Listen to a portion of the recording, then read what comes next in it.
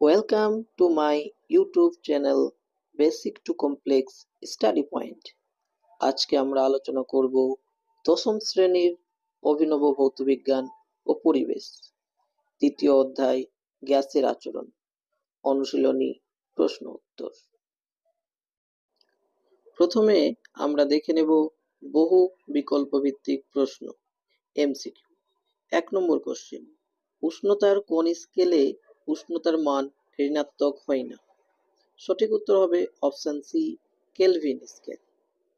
দ্বিতীয় কোশ্চেন, তাপমাত্রা নির্দিষ্ট রেখে নির্দিষ্ট ভরের কোনো গ্যাসের চাপ বৃদ্ধি করলে গ্যাসের ঘনত্ব অপশন এ বৃদ্ধি পায়, অপশন বি অপরিবর্তিত থাকে, অপশন সি হ্রাস পায়, অপশন ডি প্রথমে কমে পরে বাড়ে।